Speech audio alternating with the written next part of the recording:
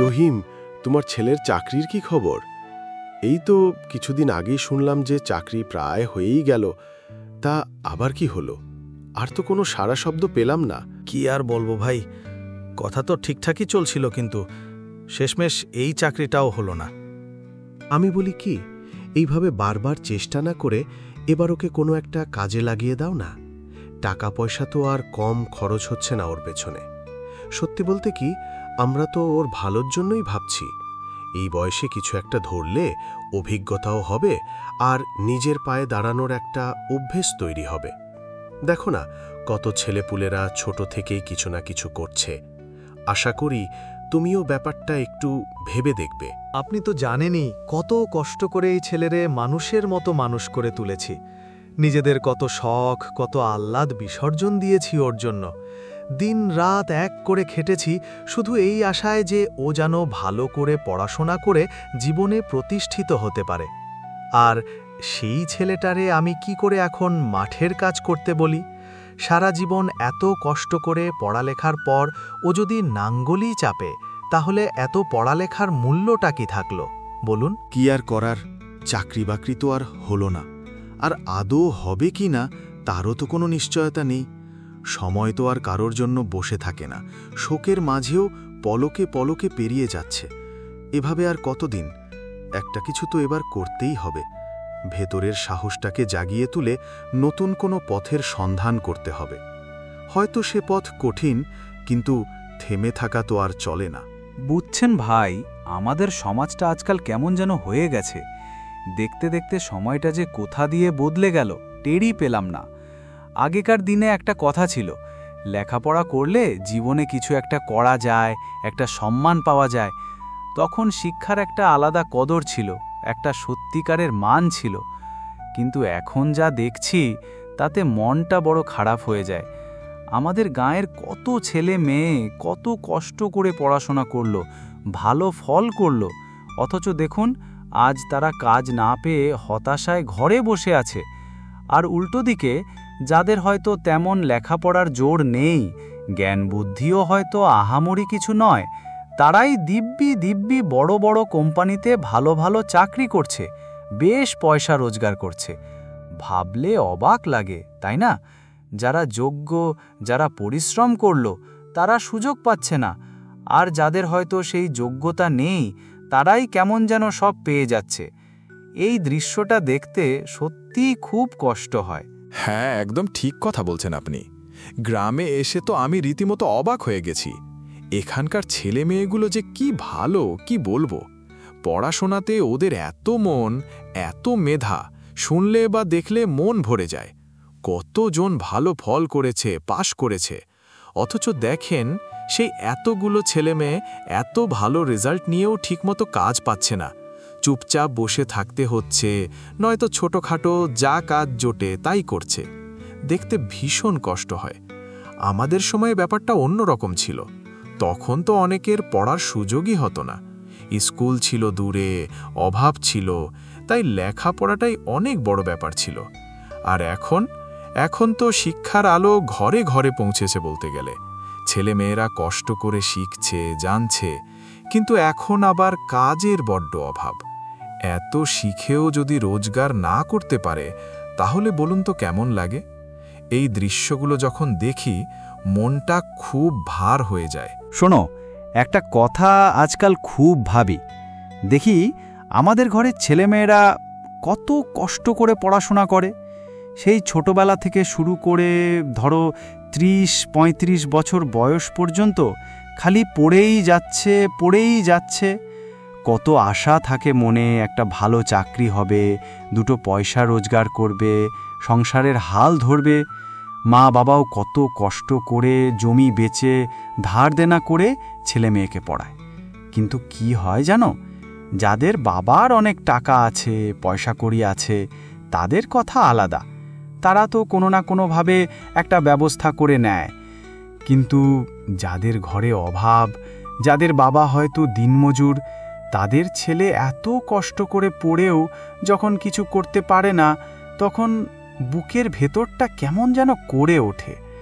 মনে হয় এতগুলো বছর শুধু শুধু কেটে গেল, এত পড়ার আসল লাভটা কোথায় গেল?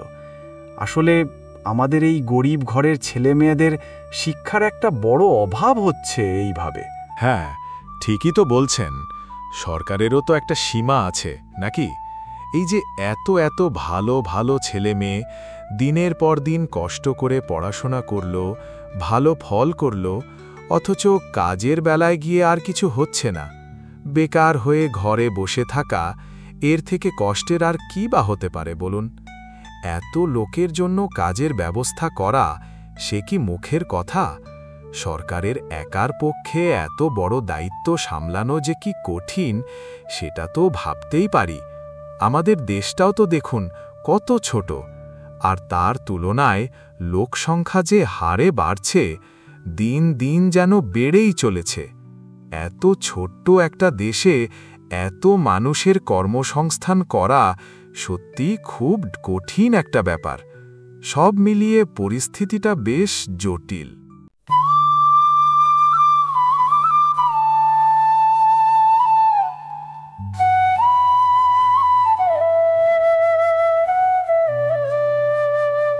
বাবা, তোমায় এভাবে রোজ এত কষ্ট করতে দেখে আমার ভেতরে যেন কেমন করে ওঠে।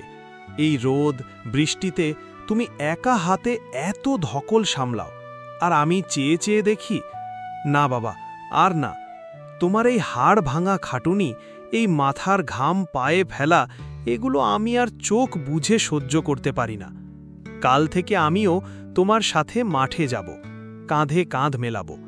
তোমার হাতের লাঙলটা হয়তো ধরতে পারবো না এখনই, কিন্তু ছোটখাটো কাজে তো সাহায্য করতেই পারি। আর একা কষ্ট করতে দেব না তোমায়, কথা দিচ্ছি।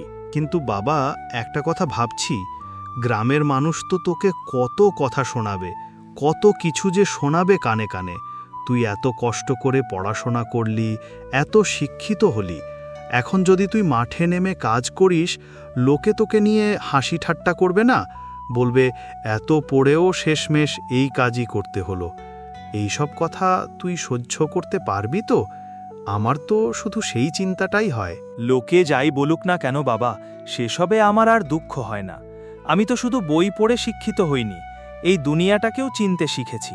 কেমন করে এই বিষে ভরা সমাজে নিজেকে বাঁচিয়ে চলতে হয় সেটুকু অন্তত বুঝেছি। কারা সত্যি আপন আর কারা শুধু মুখে ভালো সেজে থাকে, সেই মানুষগুলোকে চিনতে শিখেছি। কে বন্ধু আর কে শত্রু, সেই তফাতটা এখন বুঝি। তাই তুমি আর মন খারাপ করো না বাবা, আমি ঠিক সব সামলে নিতে পারবো। তোমার ছেলে এতটাও কাঁচা নয়। দেখো, আমার যতটুকুনি বিদ্যে বুদ্ধি হয়েছে, সেটা যদি আমি মন দিয়ে এই চাষবাসের কাজে লাগাতে পারি, তবে ভরসা রাখছি আল্লাহর রহমতে আমি ভালো কিছু একটা করেই দেখাতে পারবো। তুমি অত চিন্তা করো না তো, আল্লাহ যা করেন সব ভালোর জন্যই করেন। তুমি তো জানোই, পড়াশোনা করে যদি একটু বুদ্ধি খাটিয়ে কাজ করা যায়, তবে ফল তো মিলবেই। আমি এই ক্ষেত খামারে নতুন নতুন জিনিস শিখে সেগুলোকে কাজে লাগিয়ে ইনশাআল্লাহ দেখবে ঠিকই সাফল্য পাব। তুমি শুধু পাশে থেকো আর দোয়া করো, সব ঠিক হয়ে যাবে।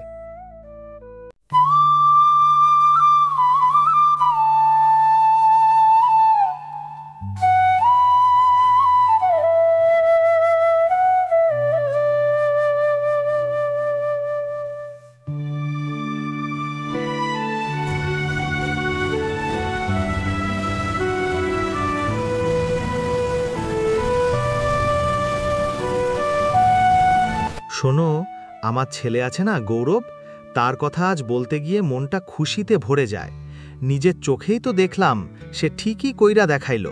পোলা আমার, তার উপরে তো ভরসা রাখবই। আমার মন কয় এরপরও আরও কত ভালো কিছু করব, দেখো। আরে কেমন আছো? সব ভালো তো? তা হঠাৎ করে এইদিকে আলে, কি ব্যাপার? ও, একটা কাজের কথা শুনলাম তোমার ছেলের হাতে। শুনছি কি একটা মেশিন আনেছে জমিতে ওষুধ স্প্রে করার জন্য। তা সেটা নাকি খুব সহজে করা যাচ্ছে আর সময়ও কম লাগছে। বাহ, দারুণ খবর তো! এতে তো চাষিদের খুব সুবিধে হবে, তাই না?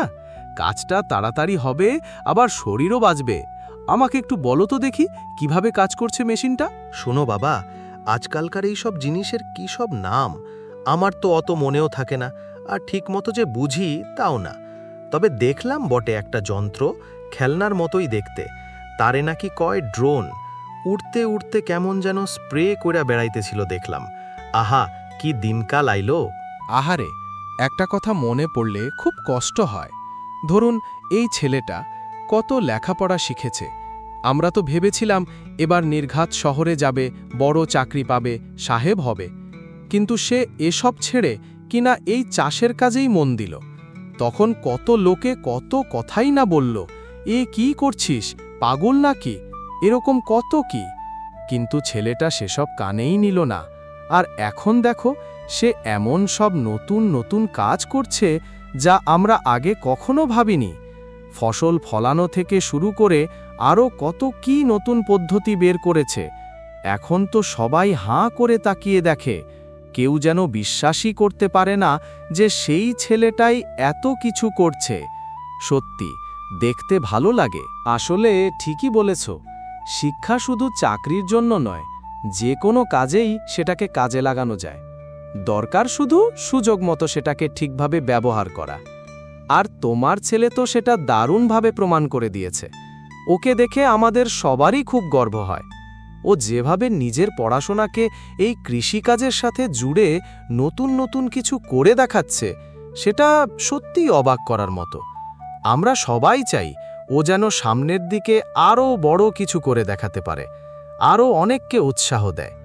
মন থেকে এই কামনাই করি। এতক্ষণ ধরে যে আপনারা সময় দিলেন, ধৈর্য ধরে ভিডিওটা দেখলেন, তার জন্য মন থেকে অনেক অনেক ধন্যবাদ। সত্যি খুব ভালো লাগে যখন আপনারা এভাবে পাশে থাকেন। ভিডিওটা দেখে যদি আপনাদের একটুও ভালো লেগে থাকে, মনে ধরে, তাহলে অবশ্যই একটা লাইক দিয়ে যাবেন। আর নিচে ছোট্ট করে একটা কমেন্ট করে জানাবেন কেমন লাগলো। আপনাদের কথা শুনতে আমার খুব ভালো লাগে। আর হ্যাঁ, চ্যানেলটা সাবস্ক্রাইব করতে কিন্তু একদম ভুলবেন না, তাহলে আমার আরও নতুন নতুন গল্প আপনাদের কাছে পৌঁছে দিতে সুবিধা হবে। আপনাদের জীবনেও যদি এই রকম কোনো সুন্দর গল্প, দুঃখের কথা বা কোনো অভিজ্ঞতা থাকে যা হয়তো অন্য অনেকের জীবনেও ছাপ ফেলতে পারে, আমাদের সাথে ভাগ করে নিতে পারেন। আপনাদের কথা আমরা তুলে ধরার চেষ্টা করব। সবাই ভালো থাকবেন, সুস্থ থাকবেন।